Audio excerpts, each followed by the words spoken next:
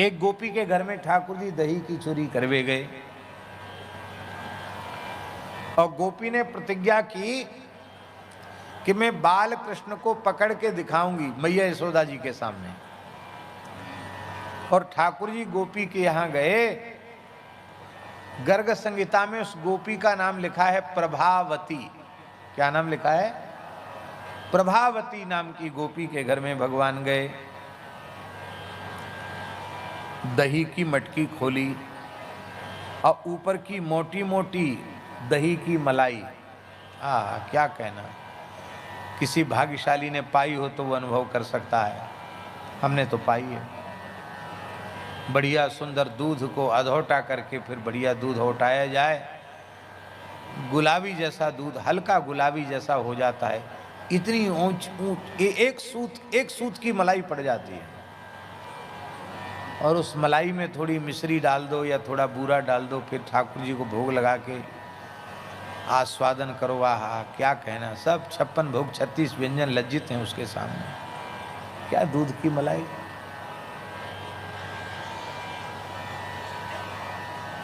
दही की मलाई।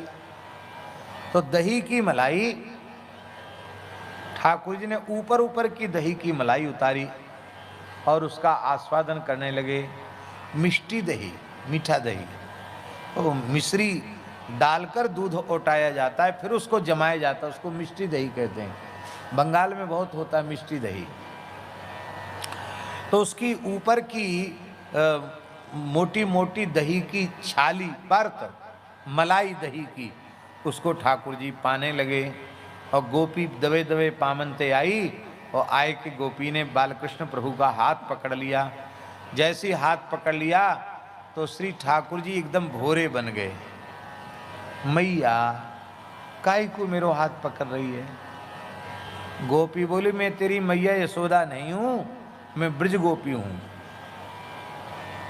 तो ठाकुर जी ऐसे नेत्र कर, अच्छो, अरे मैं तो या घर को नंद महल समझ रहे हो, अपनों ही घर समझ रहे हो, और मैं तो तू मेरी मैया जैसी लगी। इतना सुनते गोपी का हृदय भर आया। ठाकुर जी ने आज इस घर को अपना कह दिया, मुझे मैया कह दिया। बोले हाँ वैसे तो सही बात है, ये घर तेरो ही है और तैने मैया जब मान ली तो कोई पर मैया ना हो, मैं ब्रज गोपी हूँ। पहले तू एक बात बता, तेरो घर है पर या घर में भीतर घुस के तू कहाँ कर रहे हो? ठाकुर जी बोले, देख गोपी, तेरे बालक बच्चे तो छोटे हैं, ब्याह के योग्य हैं नहीं घर में कोई बहू आ जाती तो कछु काम धंधे में हाथ बटाती। बालक तो तेरे ब्याह के योग्य हैं नहीं और तू घर में अकेली है, काम धंधो बहुत है। गृहस्थी में कौन सी चीज बिगड़ रही है तो ये कहा खबर है? मैंने सोची अपनी प्यारी प्यारी ब्रज गोपी के घर गृहस्थी की देख सुध ले लूं, तो मैं आयो तो मैंने कहा देखियो कि तेरे दही पे निगम चैंटी चैंटी चढ़ रही है, तमाम चैंटी चढ़ रही तेरे दही पे। तो मैंने सोची चलो दही की चैंटी बीन दूं। तो यहाँ पीढ़ा पर बैठ के दही की चैंटी बीन रहे हो। गोपी बोली, चैंटी बीन, चैंटी समझ रहे हैं कि नहीं? चिंटी क्या कहते हैं यहाँ? चींटी, चींटी बीन रहे। तो उंगली के अग्रभाग में दही लगना चाहिए, तेरे पूरे हाथ सन रहे हैं दही में, क्या बात है? तो ठाकुर जी को तो पुराना उत्तर मालूम है। बोले कड़ूला गर्म हो गया, उनके लिए मैंने ठंडा करने के लिए दही की मटकी में हाथ डाला। अच्छा चलो, तो कड़ूला तो ठंडे है गए, चैंटी कहाँ है? बोले अब दही का चैंटी गई अपने बिलन में घुस गई। अच्छा तो एक बात बता, तेरे मोहड़े में दही कैसे लग रहे हो? तो ठाकुर जी बोले, जब मैं चैंटी बीन रहे हो कहो, वाही समय एक चैंटी मेरे हाथ पे चढ़ते चढ़ते चढ़ते चढ़ते मोहड़े तक पहुंच गई, मेरे मोहड़े के पास तक, होठन तक पहुंच गई। मैंने सोचा रे ये चैंटी तो भीतर धसी ही चली जा रही है। मैंने जैसी चैंटी हटाई, मोहड़े में दही लग गया। अब तू ही बता, दही जैसी अमृत वस्तु होठन पे लग जाए तो वाकू चाटवे में काऊ शास्त्र में निषेध लिखो है का, कछु दोष लिखो भयो है का? अरे दही तो आस्वादन की वस्तु है। गोपी बोली तुम बहुत चतुर हो, मीठी मीठी बातें बनाते हो, हमारे मिट्टी के माट मटका जूठे कर दिए, अब ये किसी दूसरे काम में नहीं आ सकते हैं, अब इनको फेंकना पड़ेगा। मिट्टी के पात्र में सावधानी रखनी पड़ती है। अब बड़ा शौचाचार है गोपियों में। बोले ये सब झूठे हो गए, ये सब फेंकने पड़ेंगे, तुमने हमारे माट मटका खराब कर दिए। ठाकुर जी ने कहा तो ज्यादा बुरा लग रहा हो तो ले, उसका आंचल खींचा ठाकुर जी ने, पल्लू खींचा और अपना मुंह पोंछ दिया, हाथ पोंछ दिए।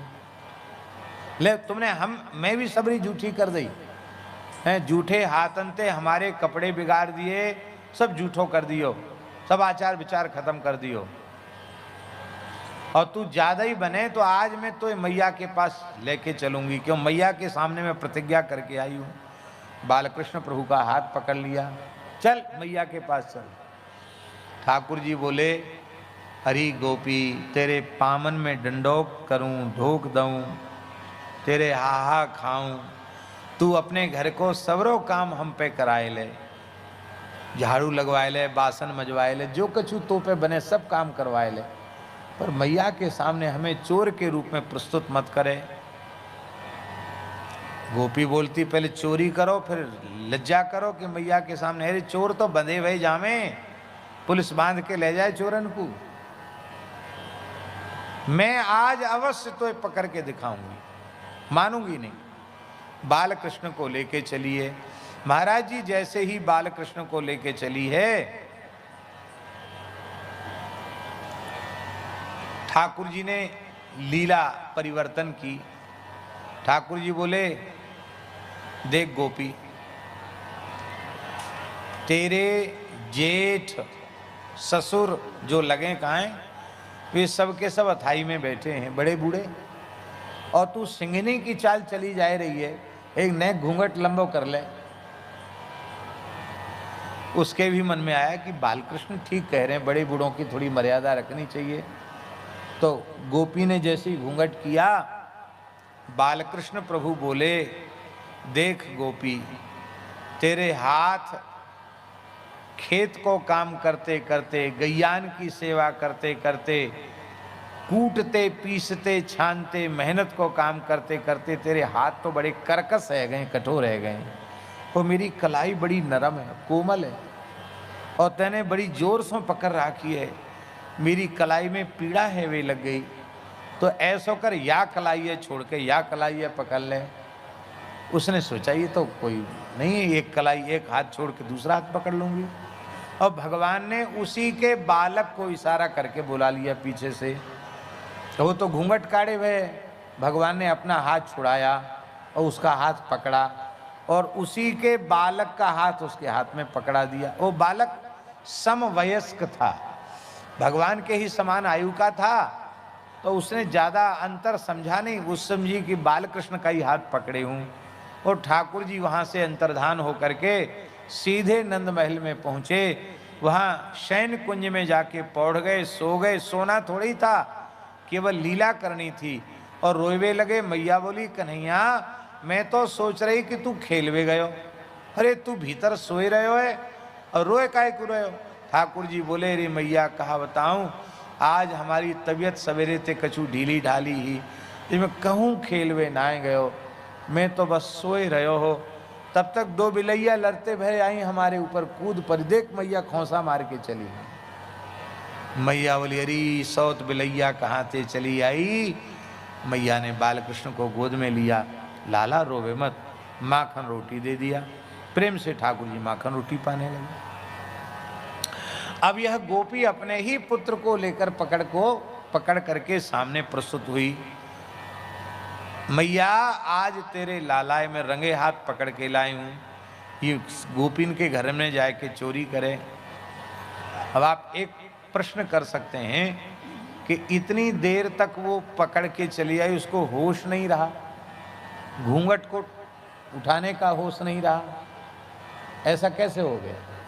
देखिए हम तो केवल बोल रहे हैं, हम केवल बोल रहे हैं।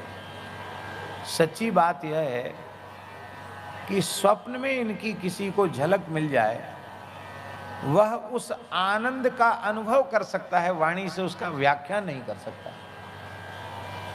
फिर साक्षात परब्रह्म परमात्मा श्री कृष्ण का हाथ जिसने पकड़ा होगा उसको होश कहाँ होगा बाह्य शरीर का है? जाहे लगन लगी घनश्याम की, धरत है पग परत है कितहु, सुध नहीं तन छाया घाम की, जाहे लगन लगी घनश्याम की, नारायण गौरी भई डोले रही न काहू काम की, जाहे लगन लगी घनश्याम की। इसलिए गोपी तो प्रेम में विभोर है, उसको होश नहीं है कि मैं किसका हाथ पकड़े हूं, उसको तो लगता है मैं कृष्ण का ही हाथ पकड़े हूं। मैया बोली अरे देख तो ले, तू कौन के लालाए पकड़ के लाई, हमारो लाला तो सवेरे ते कहूं गए हुए ना है। कन्हैया हाँ मैया। भगवान आंगन में माखन रोटी खाते हुए आए, ये कहा कह रही तू या के घर में चोरी करवे कब गयो? ठाकुर जी बोले देख ले मैया, याई के बालक बच्चे या के घर में चोरी करें, नाम हमारो लगे। अरे हमारे यहाँ लाखन गैया दूध दे रही है, माखन के अंबार लगे हुए, हम या के घर में काहे को चोरी करवे जाए वे लग गए। अब उसको याद आया कि सामने श्री कृष्ण खड़े हैं तो मैं हाथ किसका, अब उसको याद आया, ध्यान आया। तब उसने अपना वस्त्र हटाया तो देखा मैं अपने ही बालक का हाथ पकड़े हूं। एक चपत लगाई बालक के गाल पे, एक थप्पड़ लगाई, बालक बेचारा रोने लग गया। थप्पड़ क्यों लगाई, उसकी क्या गलती? देखो गोपी का सर्वाधिक प्रेम श्री कृष्ण में है। प्रेम गली अति सांकरी या में द्वय न समाए। श्री कृष्ण और गोपी के बीच में संसार नहीं चाहिए, न पति चाहिए, न पुत्र चाहिए, न माता पिता, न भाई चाहिए। प्रेमी और प्रेमास्पद के बीच में दूसरा आया तो व्यवधान बनेगा। गोपी की सर्वाधिक प्रीति श्री कृष्ण में है। मैंने तो श्री कृष्ण का हाथ पकड़ा था, तू कहां से आ गया? बालक रोए लगो तो ठाकुर जी ने अपने बड़े बड़े नेत्रों से इशारा करके कहा कोई बात नहीं, हमारी नाक बचाने के लिए तुमने एक थप्पड़ खा ली तो कोई दुख मत करना।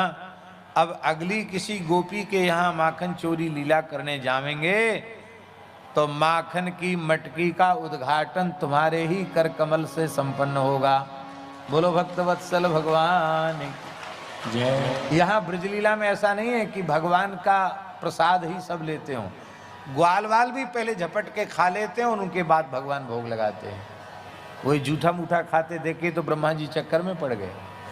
बोलो भक्तवत्सल भगवान की जय।